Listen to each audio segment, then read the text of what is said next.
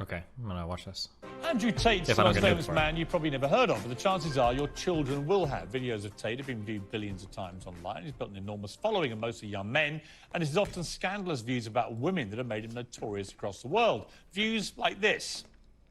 So I think my sister is her husband's property, yes. When a bride is walking down the aisle to marry the groom, the father walks next to her and gives her away. True or false? Tate's opinions on mental illness are equally controversial. I don't believe in depression. Don't message me about depression because I don't believe in it.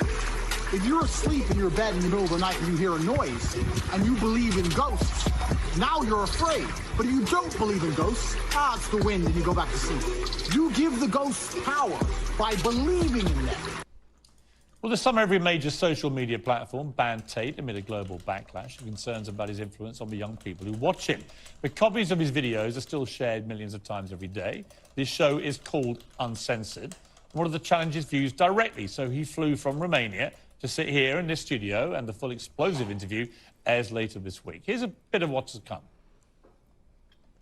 Do you respect women? Absolutely. Why wouldn't I?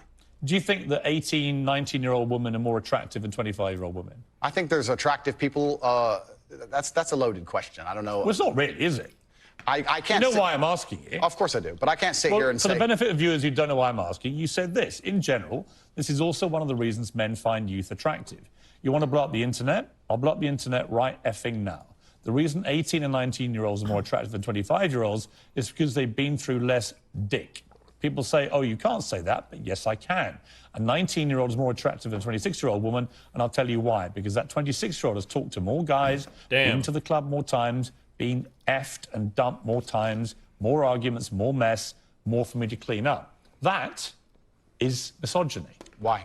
Because you are encouraging a mindset about 25-year-old women that makes them sound out to be infinitely less desirable than 18, 19-year-olds, and having effectively been having too much sex to be taken in a more respectful way. Well, firstly, even if that was the case, that wouldn't be misogyny. Well, what did you mean by what you said? That's not misogyny because it's not anti-women. I'm saying that an 18 or a 19-year-old woman would be more desirable. It's pretty anti-25-year-old women. Anti-25-year-old women we can argue, but not misogyny. Well, that's misogyny then, isn't it? No, it's not. Well, being anti any woman at all is misogyny. Not when I'm saying that women are beautiful and attractive at a certain age and saying the age. You're saying 18, 19-year-olds are more attractive than 25. Well, than ageist, perhaps, but misogynistic, absolutely is that not. But you just accepted it was misogyny. No, I didn't. You said it was misogyny. I'm telling you, no, it's not. But if a 26-year-old woman is watching this and has heard those comments, would you just say to her, look, I'm sorry, I shouldn't have said that? No, I won't. I will say that I am sorry that that offends you. However, there's a large contingent of the world... That doesn't mean you're sorry.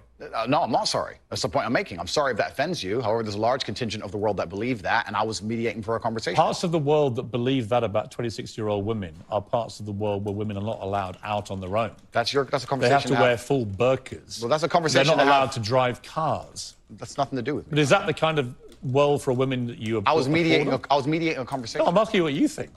I don't live in a country where that happens. You're using that as the excuse for why you're not sorry for saying it. It's not an excuse. Is that there are parts of the world where this is fine? My friend. So my question to you is, well, do you think it's fine? I don't think it's fine. I live in a world where... You don't think it's fine? The reason This isn't that hard, Andrew. You can simply say, Piers, you know what?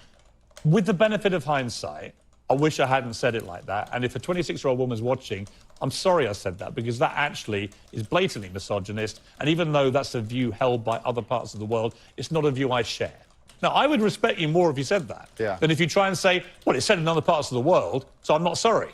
I think that doesn't tell me what you think. Then you need to understand why my content existed in the first place. My content existed because I tried my very hardest to be an absolute and utter realist, especially with uncomfortable truths. I was pointing out that very uncomfortable... Is that a truth? It's an uncomfortable truth in many parts of the world. It's not a truth that I'm happy about. An inquest this week found that a 14-year-old girl, Molly Russell, died from an act of self-harm. Does this person look strange? Am I crazy?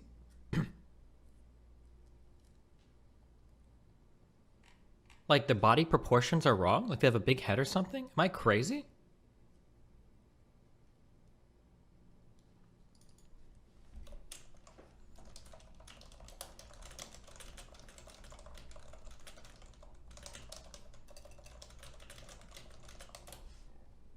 Suffering from depression. and the negative effects of online content. The coroner said she was exposed to material that may have influenced her in a negative way, and in addition, what started as depression had become a much more serious depressive illness, and she very sadly took her life. That's absolutely disgusting. Right. Her father, That's terrible. Her father's campaign for better protections against potentially dangerous social media algorithms, right? It says that the particularly graphic content she saw romanticized acts of self-harm, normalized her condition, and focused on a limited and irrational view without any counterbalance of normality. First of all, what is your response to that? Nothing to do with you. That's the first thing. Yeah, it is nothing to do with me. The fact that a 14-year-old girl took her life is truly sad. The world we live in today is the world we live in. The fact that something like that happened is almost mind-blowing to me. That's truly sad. I actually feel sad inside to see something like that. What has come clear to me in the interview is that a lot of things you say you wouldn't say now that you've said before. But I'd say them differently, perhaps. Yeah, right. So to me, that's an acceptance, not just that you want to get back on platforms, because maybe that was one of the reasons you were no platform, but that you've recognized and understood the potential harm to the wrong kind of impressionable mind by some of the things you've said. Would that be fair?